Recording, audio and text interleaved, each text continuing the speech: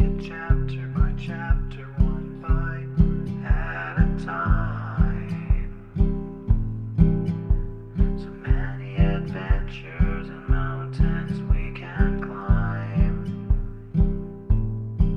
Take it word for word, line by line, one bite at a time.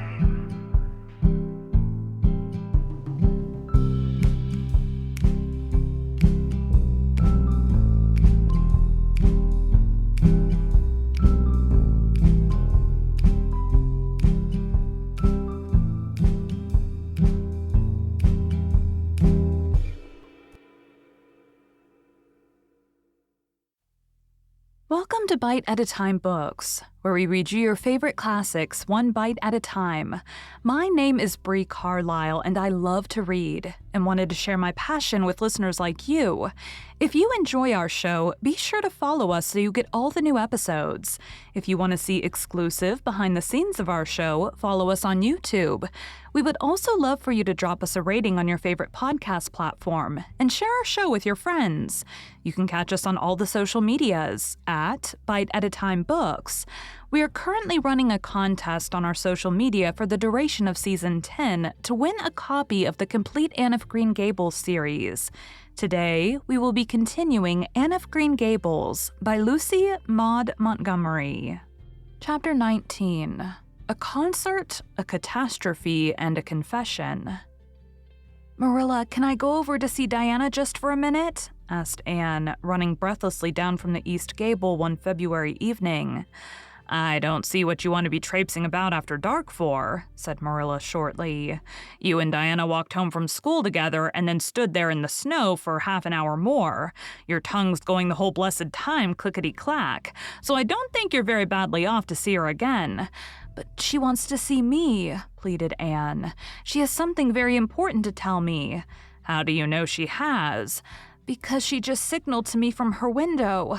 We have arranged a way to signal with our candles and cardboard. We set the candle on the windowsill and make flashes by passing the cardboard back and forth. So many flashes mean a certain thing. It was my idea, Marilla."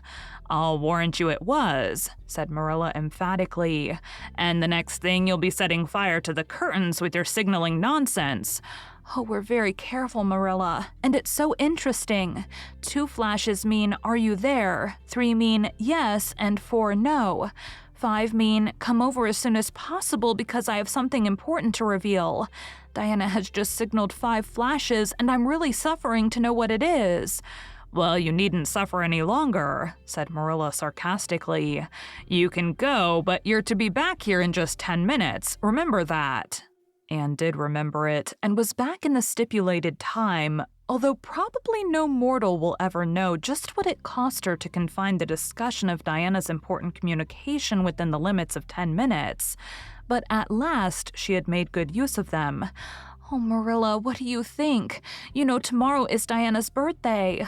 Well, her mother told her she could ask me to go home with her from school and stay all night with her. And her cousins are coming over from Newbridge in a big pung sleigh to go to the debating club concert at the hall tomorrow night. And they're going to take Diana and me to the concert. If you'll let me go, that is. You will, won't you, Marilla? Oh, I feel so excited." "You can calm down then because you're not going. You're better at home in your own bed. And as for that club concert, it's all nonsense. And little girls should not be allowed to go out to such places at all." "I'm sure the debating club is a most respectable affair," pleaded Anne. "I'm not saying it isn't, but you're not going to begin gadding about to concerts and staying out all hours of the night. Pretty doings for children. I'm surprised at Mrs. Barry's letting Diana go." "But it's such a very special occasion," mourned Anne on the verge of tears. "Diana has only one birthday in a year. It isn't as if birthdays were common things, Marilla.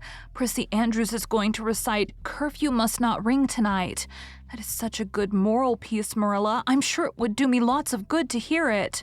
And the choir are going to sing 4 lovely, pathetic songs that are pretty near as good as hymns. And oh, Marilla, the minister's going to take part.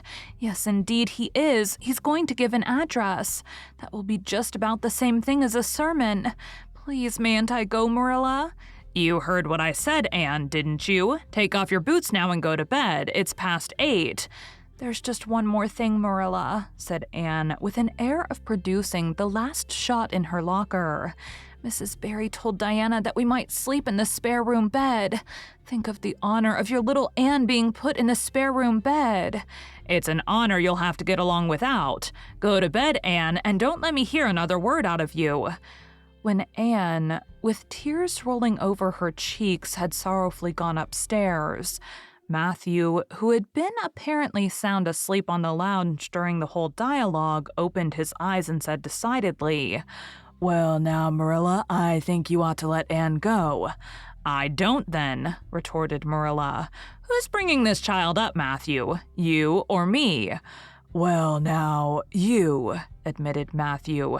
"Don't interfere then." "Well now, I ain't interferin'. It ain't interferin' to have your own opinion, and my opinion is that you ought to let Anne go." "You'd think I ought to let Anne go to the moon if she took the notion, I've no doubt," was Marilla's amiable rejoinder. "I might have let her spend the night with Diana if that was all, but I don't approve of this concert plan. She'd go there and catch cold like as not, and have her head filled up with nonsense and excitement. It would unsettle her for a week. I understand that child's disposition and what's good for it better than you, Matthew." "I think you ought to let Anne go," repeated Matthew firmly. Argument was not his strong point, but holding fast to his opinion certainly was. Marilla gave a gasp of helplessness and took refuge in silence. The next morning, when Anne was washing the breakfast dishes in the pantry, Matthew paused on his way out to the barn to say to Marilla again, "I think you ought to let Anne go, Marilla." For a moment, Marilla looked things not lawful to be uttered. Then she yielded to the inevitable and said tartly, "Very well, she can go, since nothing else'll please you." Anne flew out of the pantry, dripping dishcloth in hand. "Oh, Marilla, say those blessed words again." "I guess once is enough to say them. This is Matthew's doings, and I wash my hands of it. If you catch pneumonia sleeping in a strange bed or coming out of that hot hall in the middle of the night, don't blame me, blame Matthew. And surely you're dripping greasy water all over the floor. I never saw such a careless child." "Oh, I know I'm a great trial to you, Marilla," said Anne repentantly. "I make so many mistakes, but then just think of all the mistakes I don't make, although I might. I'll get some sand and scrub up the spots before I go to school. Oh, Marilla, my heart was just set on going to that concert. I never was to a concert in my life, and when the other girls talk about them in school, I feel so out of it. You didn't know just how I felt about it, but you see, Matthew did. Matthew understands me, and it's so nice to be understood, Marilla." Anne was too excited to do herself justice as to lessons that morning in school. Gilbert Blythe spelled her down in class and left her clear out of sight in mental arithmetic. Anne's consequent humiliation was less than it might have been, however, in view of the concert and the spare room bed.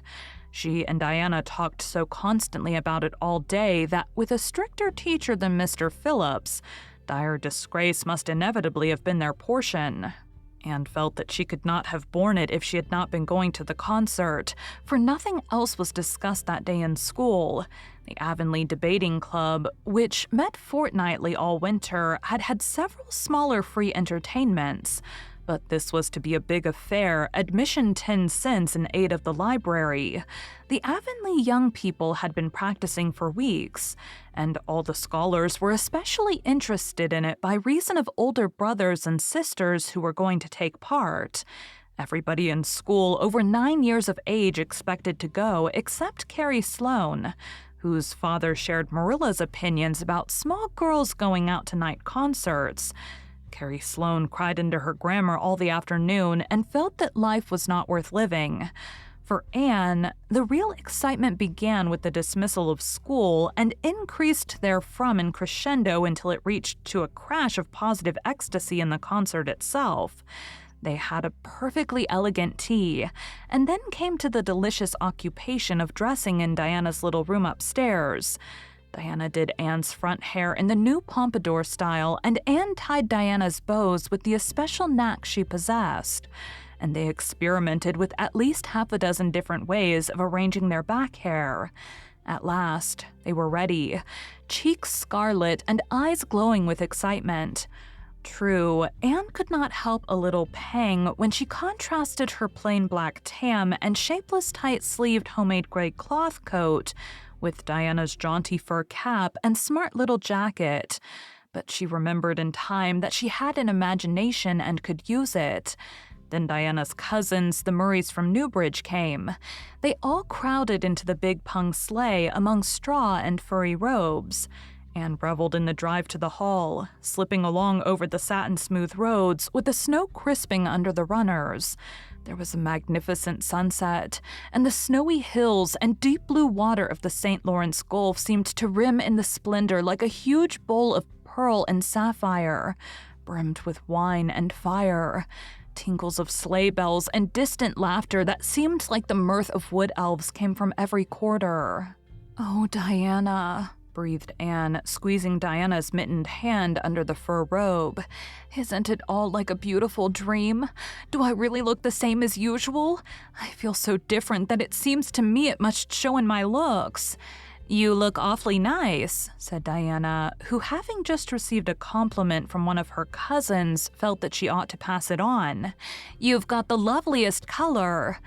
The program that night was a series of thrills for at least one listener in the audience, and as Anne assured Diana, every succeeding thrill was thrillier than the last.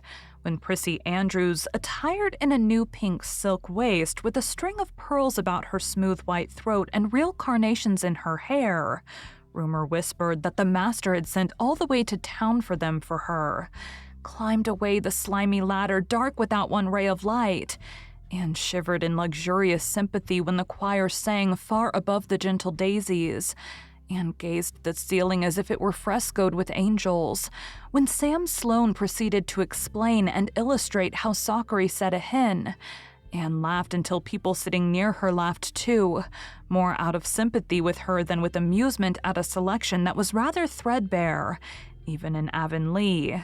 And when Mr. Phillips gave Mark Antony's oration over the dead body of Caesar in the most heart-stirring tones, looking at Prissy Andrews at the end of every sentence, Anne felt that she could rise and mutiny on the spot if but one Roman citizen led the way. Only one number on the program failed to interest her. When Gilbert Blythe recited Bingen on the Rhine, Anne picked up Rhoda Murray's library book and read it until he had finished.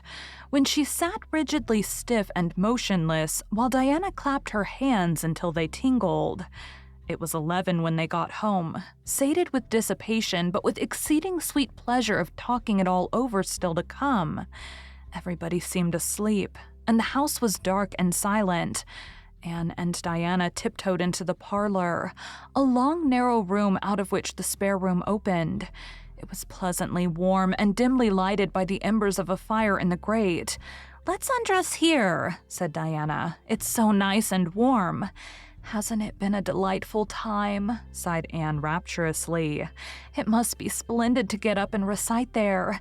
Do you suppose we will ever be asked to do it, Diana?" "Yes, of course, someday. They're always wanting the big scholars to recite. Gilbert Blythe does often, and he's only 2 years older than us. Oh, Anne, how could you pretend not to listen to him? When he came to the line, 'There's another, not a sister,' he looked right down at you." "Diana," said Anne with dignity, "you are my bosom friend, but I cannot allow even you to speak to me of that person. Are you ready for bed? Let's run a race and see who'll get to the bed first." The suggestion appealed to Diana. The two little white-clad figures flew down the long room through the spare room door and bounded on the bed at the same moment. And then something moved beneath them.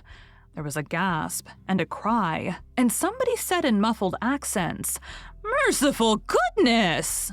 Anne and Diana were never able to tell just how they got off that bed and out of the room. They only knew that after one frantic rush, they found themselves tiptoeing shiveringly upstairs. "Oh, who was it? What was it?" whispered Anne, her teeth chattering with cold and fright. "It was Aunt Josephine," said Diana, gasping with laughter. "Oh, Anne, it was Aunt Josephine, however she came to be there. Oh, and I know she will be furious. It's dreadful, it's really dreadful, but did you ever know anything so funny, Anne?" "Who is your Aunt Josephine?" "She's Father's aunt and she lives in Charlottetown. She's awfully old, 70 anyhow, and I don't believe she was ever a little girl. We were expecting her out for a visit, but not so soon. She's awfully prim and proper, and she'll scold dreadfully about this, I know. Well, we'll have to sleep with Minnie May, and you can't think how she kicks." Miss Josephine Barry did not appear at the early breakfast the next morning. Mrs. Barry smiled kindly at the two little girls. "Did you have a good time last night? I tried to stay awake until you came home, for I wanted to tell you Aunt Josephine had come, and that you would have to go upstairs after all, but I was so tired I fell asleep. I hope you didn't disturb your aunt, Diana." Diana preserved a discreet silence, but she and Anne exchanged furtive smiles of guilty amusement across the table. Anne hurried home after breakfast and so remained in blissful ignorance of the disturbance, which presently resulted in the Barry household until the late afternoon, when she went down to Mrs. Lynde's on an errand for Marilla. "So you and Diana nearly frightened poor old Miss Barry to death last night," said Mrs. Lynde severely but with a twinkle in her eye. "Mrs. Barry was here a few minutes ago on her way to Carmody. She's feeling real worried over it. Old Miss Barry was in a terrible temper when she got up this morning, and Josephine Barry's temper is no joke. I can tell you that. She wouldn't speak to Diana at all." "It wasn't Diana's fault," said Anne contritely. "It was mine. I suggested racing to see who would get into bed first." "I knew it," said Mrs. Lynde with the exultation of a correct guesser. "I knew that idea came out of your head. Well, it's made a nice lot of trouble, that's what. Old Miss Barry came out to stay for a month, but she declares she won't stay another day and is going right back to town tomorrow, Sunday and all as it is. She'd have gone today if they could have taken her. She had promised to pay for a quarter's music lessons for Diana, but now she's determined to do nothing at all for such a tomboy. Oh, I guess they had a lively time of it there this morning. The Barrys must feel cut up. Old Miss Barry is rich, and they'd like to keep on the good side of her. Of course, Miss Barry didn't say just that to me, but I'm pretty good judge of human nature, that's what." "I'm such an unlucky girl," mourned Anne. "I'm always getting into scrapes myself and getting my best friends. People I'd shed my heart's blood for into them too. Can you tell me why it is so, Mrs. Lynde?" "It's because you're too heedless and impulsive, child, that's what. You never stop to think whatever comes into your head to say or do. You say or do it without a moment's reflection." "Oh, but that's the best of it," protested Anne. "Something just flashes into your mind, so exciting, and you must out with it. If you stop to think it over, you spoil it all. Haven't you never felt that yourself, Mrs. Lynde?" No, Mrs. Lynde had not. She shook her head sagely. "You must learn to think a little, Anne, that's what. The proverb you need to go by is, 'Look before you leap,' especially into spare room beds." Mrs. Lynde laughed comfortably over her mild joke, but Anne remained pensive. She saw nothing to laugh at in the situation, which to her eyes appeared very serious. When she left Mrs. Lynde's, she took her way across the crusted fields to Orchard Slope. Diana met her at the kitchen door. "Your Aunt Josephine was very cross about it, wasn't she?" whispered Anne. "Yes," answered Diana, stifling a giggle with an apprehensive glance over her shoulder at the closed sitting-room door. "She was fairly dancing with rage, Anne. Oh, how she scolded. She said I was the worst-behaved girl she ever saw and that my parents ought to be ashamed of the way they had brought me up. She says she won't stay, and I'm sure I don't care, but Father and Mother do." "Why didn't you tell them it was my fault?" demanded Anne. "It's likely I'd do such a thing, isn't it?" said Diana with just scorn. "I'm no telltale, Anne Shirley, and anyhow, I was just as much to blame as you." "Well, I'm going to tell her myself," said Anne resolutely. Diana stared. "Anne Shirley, you'd never! Why, she'll eat you alive!" "Don't frighten me any more than I am frightened," implored Anne. "I'd rather walk up to a cannon's mouth, but I've got to do it, Diana. It was my fault, and I've got to confess. I've had practice in confessing, fortunately." "Well, she's in the room," said Diana. "You can go in if you want to. I wouldn't dare, and I don't believe you'll do a bit of good." With this encouragement, Anne bearded the lion in its den. That is to say, walked resolutely up to the sitting room door and knocked faintly. A sharp "come in" followed. Miss Josephine Barry, thin, prim, and rigid, was knitting fiercely by the fire, her wrath quite unappeased and her eyes snapping through her gold-rimmed glasses. She wheeled around in her chair, expecting to see Diana, and beheld a white-faced girl, whose great eyes were brimmed up with a mixture of desperate courage and shrinking terror. "Who are you?" demanded Miss Josephine Barry without ceremony.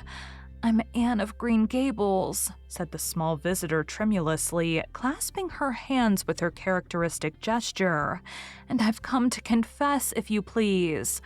"Confess what?" "That it was all my fault about jumping into bed on you last night. I suggested it. Diana would never have thought of such a thing, I'm sure. Diana is a very ladylike girl, Miss Barry, so you must see how unjust it is to blame her." "Oh, I must, hey? I rather think Diana did her share of the jumping at least. Such carryings on in a respectable house." "But we were only in fun," persisted Anne. "I think you ought to forgive us, Miss Barry, now that we've apologized. And anyhow, please forgive Diana and let her have her music lessons. Diana's heart is set on her music lessons, Miss Barry, and I know too well what it is to set your heart on a thing and not get it. If you must be cross with anyone, be cross with me. I've been so used in my early days to having people cross at me that I can endure it much better than Diana can." Much of the snap had gone out of the old lady's eyes by this time and was replaced by a twinkle of amused interest, but she still said severely, "I don't think it is any excuse for you that you were only in fun. Little girls never indulged in that kind of fun when I was young. You don't know what it is to be awakened out of a sound sleep after a long and arduous journey by two great girls coming bounce down on you." "I don't know, but I can imagine," said Anne eagerly. "I'm sure it must have been very disturbing. But then, there is our side of it, too. Have you any imagination, Miss Barry? If you have, just put yourself in our place. We didn't know there was anybody in that bed, and you nearly scared us to death. It was simply awful the way we felt, and then we couldn't sleep in the spare room after being promised. I suppose you are used to sleeping in spare rooms, but just imagine what you would feel like if you were a little orphan girl who had never had such an honor." All the snap had gone by this time. Miss Barry actually laughed, a sound which caused Diana, waiting in speechless anxiety in the kitchen outside, to give a great gasp of relief. "I'm afraid my imagination is a little rusty. It's so long since I used it," she said. "I dare say your claim to sympathy is just as strong as mine. It all depends on the way we look at it. Sit down here and tell me about yourself." "I'm very sorry, I can't," said Anne firmly. "I would like to because you seem like an interesting lady and you might even be a kindred spirit, although you don't look very much like it, but it is my duty to go home to Miss Marilla Cuthbert. Miss Marilla Cuthbert is a very kind lady who has taken me to bring up properly. She's doing her best, but it is very discouraging work. You must not blame her because I jumped on the bed. But before I go, I do wish you would tell me if you will forgive Diana and stay just as long as you meant to in Avonlea." "I think perhaps I will if you will come over and talk to me occasionally," said Miss Barry. That evening, Miss Barry gave Diana a silver bangle bracelet and told the senior members of the household that she had unpacked her valise. "I've made up my mind to stay simply for the sake of getting better acquainted with that Anne girl," she said frankly. "She amuses me, and at my time of life, an amusing person is a rarity." Marilla's only comment when she heard the story was, "I told you so." This was for Matthew's benefit. Miss Barry stayed her month out and over. She was a more agreeable guest than usual, for Anne kept her in good humor. They became firm friends.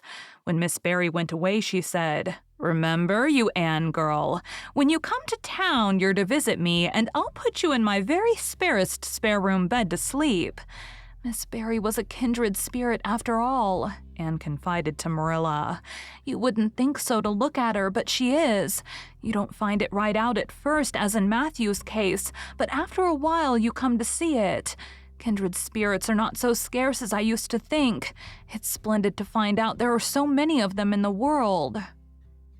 Thank you for joining Bite at a Time Books today, while we read a bite of one of your favorite classics. If you enjoy our show, be sure to follow us so you get all the new episodes. If you want to see exclusive behind the scenes of our show, follow us on YouTube. We would also love for you to drop us a rating on your favorite podcast platform and share our show with your friends. You can catch us on all the social medias at Bite at a Time Books. We are currently running a contest on our social media for the duration of Season 10 to win a copy of the complete Anne of Green Gables series. Again, my name is Bree Carlile, and I hope you come back tomorrow for the next bite of Anne of Green Gables.